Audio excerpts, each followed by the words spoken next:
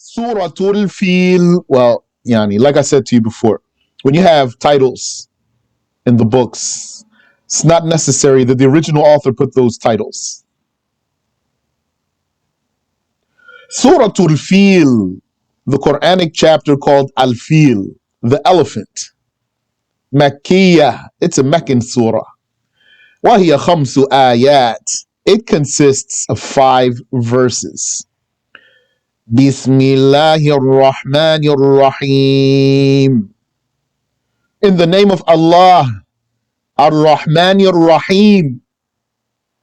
Alam tara kayfa fa'ala rabbuka bi ashabil fil.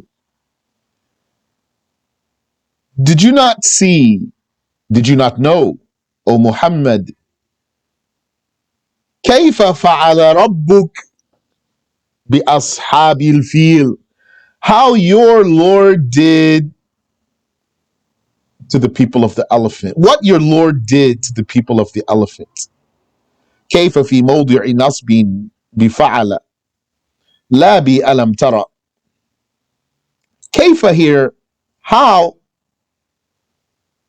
it is being governed by the word fa'ala. Do you not see how your Lord did? Not alam tara. It's not. Did you not see how? The meaning is not. Did you not see how? The meaning is how your Lord did. Did you not see how your Lord did? Did you not know how your Lord did, or what your Lord did? The ashabil fil, to the people of the elephant. لما في كيف من معنى الاستفهام. Because kayfa, how, is a question. And the question cannot have something in front of it, doing something to it. In Arabic, the question has haqqul sadara, the right of commencement, the right of being in front. So there are words in Arabic that are questions. Asma'ul istifham, nominal questions. Kayfa, how, aina, where, mata, when, and others. So the question in Arabic, it shouldn't have something in front of it doing something to it. So we see here something in front of kayfa, alam tara. So since kayfa is a question, then that's not what's affecting kayfa. What's after kayfa is affecting it. Kayfa fa'ala rabbuk wal jumlatu saddat masadda maf'ulay tara. And it's the entire sentence that is the object of tara. In fact, tara needs 2 direct objects. This entire sentence is taking the space of both of them.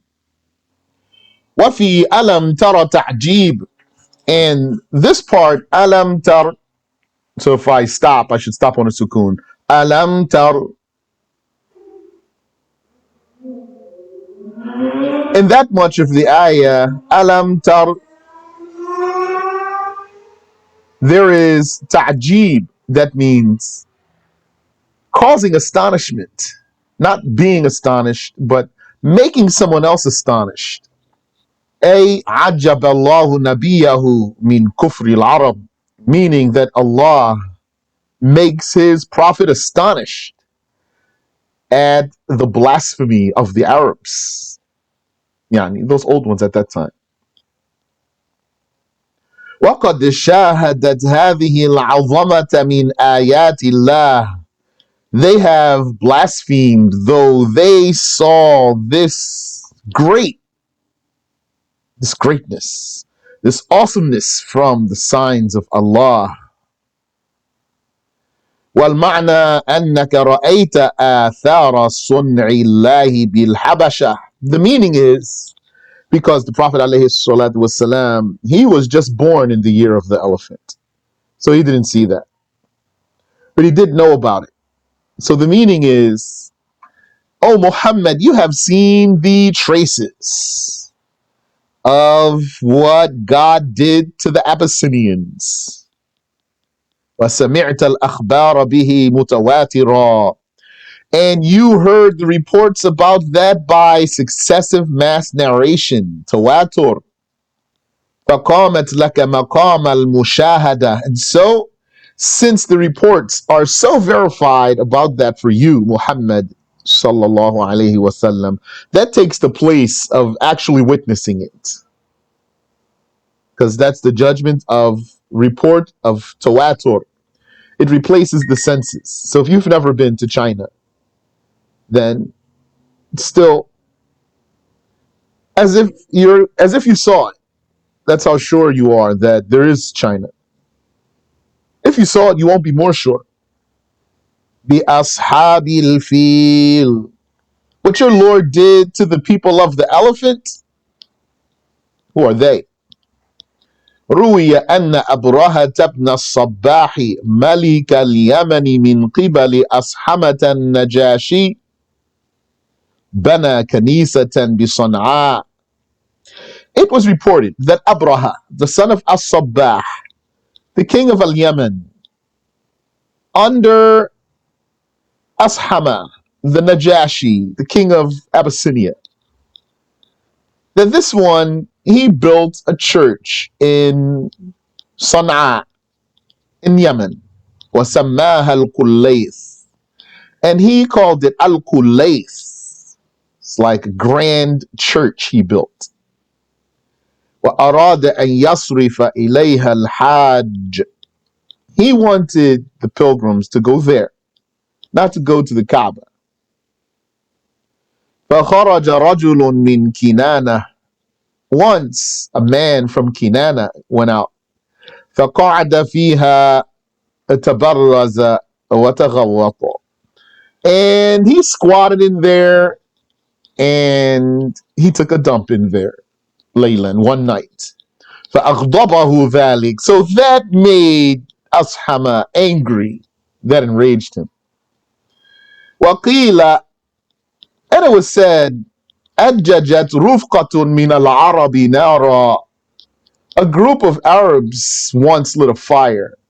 فَحَمَلَتْهَا الرِّيحُ فَأَحْرَقَتْهَا.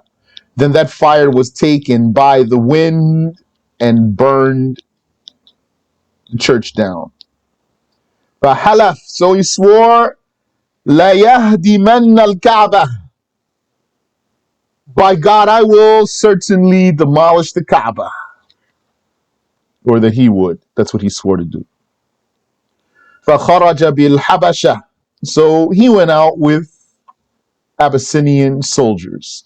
وَمَعَهُ فِيلٌ. And he had an elephant. اسمه Mahmud. This elephant's name was Mahmud. وَكَانَ قَوِيًّا عَظِيمًا. It was large, it was strong, it was powerful and large. وَاثْنَا عَشَرَ فِيلًا غَيْرَهُ. And he had 12 other fields, 12 other elephants. فَلَمَّا بَلَغَ الْمُغَمَّث. So when he got to the area called Al-Mughammath, خَرَجَ إِلَيْهِ عَبْدُ الْمُطَّلِبِ. Abdul Muttalib went out to him. وعرض عليه ثلث أموال تهامة ليرجع. And he offered him a third of the money of Tihama to go back. فأبى. He refused. وعبى جيشه. And he equipped his army. وقدم الفيل. And he brought the elephant forth. وكان كلما وجهوه إلى الحرم برك. And whenever they directed this elephant to the sacred territory, it would kneel. وَلَمْ يَبْرَحْ. And it would not stop. وَإِذَا وَجَّهُوهُ إِلَى الْيَمَنِ هَرْوَلْ. And if they directed it towards Al-Yemen, it would run or trot. وَأَرْسَلَ اللَّهُ طَيْرًا. And then Allah sent birds. مع كل طائر حجر في منقاره وحجران في رجليه. Every bird having a stone in its beak and a stone in each foot. أكبر من العدسة وأصغر من الحمصة. Each stone was bigger than a lentil, but smaller than a chickpea. فكان الحجر يقع على رأس الرجل. A stone would fall upon a man's head, فيخرج من دبره, and it would come out of his bottom. وعلى كل حجر اسم من يقع عليه, and upon every stone was the name of whomever it shall fall upon. فَفَرُّوا, so they scattered. وَهَلَكُوا, and they perished. وَمَا مَاتَ أَبْرَهَةُ حَتَّى انصَدَعَ صَدْرُهُ عَنْ قَلْبِهِ. And as for Abraha himself, he didn't die until his chest gave way to his heart, meaning Allah made him sick. And then he started falling apart piece by piece. And he didn't die until his heart fell out. وَانْفَلَتَ وَزِيرُهُ Abu Yaksum, and his minister got away. Not really, but he didn't die right there. Abu Yaksum, وَطَائِرٌ يُحَلِّقُ فَوْقَهُ, and there was a bird hovering over him, following him. حَتَّى بَلَغَ النَّجَاشِي, until he got to the Najashi. فَقَصَّ عَلَيْهِ الْقِصَّةِ, then he told him the story. فَلَمَّا أَتَمَّهَا وَقَعَ عَلَيْهِ الْحَجَرُ, and when he finished telling the story, the stone fell upon him. فَخَرَّ مَيِّتًا بَيْنَ يَدَيْهِ, and he died right there in front of the king. وَرُوِيَ أَنَّ أَبْرَهَةَ أَخَذَ لِعَبْدِ الْمُطَّلِبِ مِئَتَيْ بَعِيرٍ, and it was reported that Abraha had taken 200 camels that belonged to Abdul Muttalib. فخرج إليه, so Abdul Muttalib went out to him. فيها, for that reason. فعظم في عينه, and Abraha respected him. وكان رجلا جسيما وسيما, he was a man, he was a large man, he was a large handsome man. وقيل, it was said to Abraha, هذا سيد قريش, this is the chief of Quraysh. وصاحب عير مكة, and he is the head of the Meccan caravan. الذي يطعم الناس في السهل والوحوش في رؤوس الجبال, that tribe of Mecca that feeds the people on the plains, the walkable plains, and they feed the wild animals in the mountaintops. فَلَمَّا ذَكَرَ حَاجَتَهُ, so then when the chief, that's Abdul Muttalib, when he said what he needed, when he told him what he came for, قَالَ, then Abraha said to him, سَقَطْتَ فِي عَيْنِي, you have fallen in my eye. I lost respect for you. جئت لأهدم البيت الذي هو دينك ودين آبائك وشرفكم في قديم الدهر وشرفكم في قديم الدهر. I have come to demolish this house that is your religion and the religion of your fathers, this house which has brought you nobility since ancient times. فَأَلْهَاكَ عَنْهُ ذَوْدٌ أُخِذَ لَكَ, and what concerns you is some flock of camels that were taken from you. I don't know if flock's the right word for camel. فَقَالَ, so he said, أَنَا رَبُّ الْإِبِلِ, I am the owner of the camels. وَلِلْبَيْتِ رَبٌّ سَيَمْنَعُهُ, and this house has an owner that shall protect it. أَلَمْ يَجْعَلْ كَيْدَهُمْ فِي تَضْلِيلٍ, did he not make their plot in foil? Did he not foil their plot? That's maybe a little loosely translated there. أَلَمْ يَجْعَلْ كَيْدَهُمْ فِي تَضْلِيلٍ, did he not make كَيْدَهُمْ, their scheme, or did he not put their scheme. في تضليل in uh, futility. في تضييع يعني in waste. وإبطال and in futility, nothing. يقال ضلل كيده إذا جعله ضالا ضائعا يعني their scheme was foiled. Did he not foil their scheme? يعني أنهم كادوا البيت أولا, meaning that they first had a scheme against the house ببناء الكليس, by building that grand church. ليصرفوا وجوه الحاج ليصرفوا وجوه الحاج إليه, so to attract the faces of the pilgrims to it instead of the Kaaba. فضلل كيدهم بإيقاع الحريق فيه, and so he foiled their plot by making that church burn down.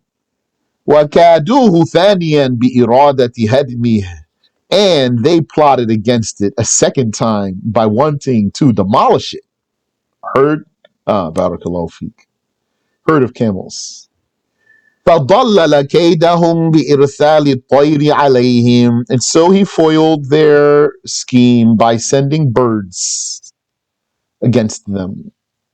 وأرسل عليهم طيرا أبابيل, and he sent against them birds in flocks. حزائق الواحدة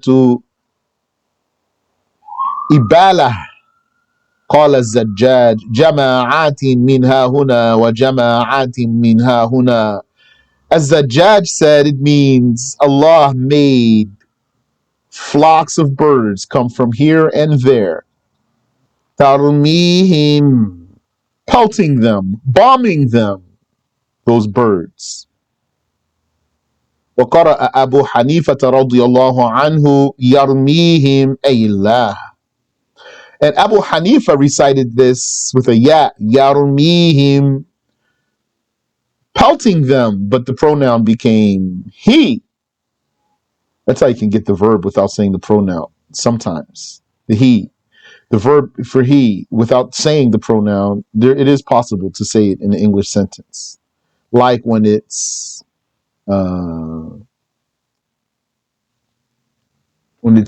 adverb. When the verb falls as an adverb. Tarmihim, pelting them. They, yani, those birds pelting them. And Abu Hanifa recited it, radiyallahu anhu, yarmihim, pelting them, but now means he, meaning then Allah, meaning by his power. Oh, it tayr, or it still means the birds. لأنه اسم جمع مذكر, because tayr is a collective noun and it's masculine, so it could still be yarmihim. وإنما يؤنث على المعنى, but when you recite it tarmihim, so it's feminine, it still works with tayr because it means many birds, so then you'll bring the feminine form.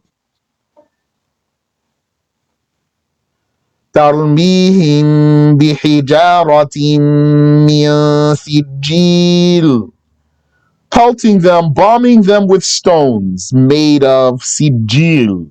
وهو معرب, and that's an Arabized word, not originally an Arabic word. Are there non-Arab words in the Quran, or all the words in the Quran are originally Arabic? Strong saying is that there are non-Arab words in the Quran, but they are Arabized. Like Ibrahim, alayhi salatu wassalam. That's why it's mamnu' min as-sarf, if you know what that means. ترميهم بحجارة من سجيل, pelting them or bombing them with stones made of sijil. That's an Arabized word from Persian language. Min simkikil, It means they are, the sijil means sinkikil. وعليه الجمهور أي الآجر. That's what the majority said, and it means these are like bricks. Al-ajurs, the baked blocks. So they came with stones that are like from brick. فَجَعَلَهُمْ كَعَصْفٍ مَأْكُولٍ. And thus he made them like عَصْفٍ مَأْكُولٍ زَرْعٍ أَكَلَهُ الدُّودُ, like fodder eaten by the worms. Any question? Assalamu alaikum, Shaykh. Wa alaikum assalam wa rahmatullah. What was that last word he said? He made them eat like what? Like fodder, Fodder. Fodder. That's like what you feed the animals. Got it. Better go off. Amin Wafiq says, can you please repeat the meaning of the last ayah? You got it? Okay. Cool. All right. Barakallahu feekum, brothers and sisters. I once again enjoyed my time with you. Amin Wafikum. You said I found this on the net. The main collective nouns for camels are caravan, train, flock, and herd. So flock is correct. Thank you very much. A caravan is a group of camels traveling together. Interesting. Usually for a long distance. A train is a group of camels traveling together in a line. A flock is a group of camels traveling together in a large group. A herd is a group of camels traveling together in a large group, usually with a leader. Another collective noun for camels is a scorn, which is a group of camels traveling together in a hostile manner. Very interesting. MashaAllah. SubhanAllah. The language is very interesting. Even English language is a nice language, I think. MashaAllah. طيب سبحانك اللهم وبحمدك أشهد أن لا إله إلا أنت أستغفرك وأتوب إليك.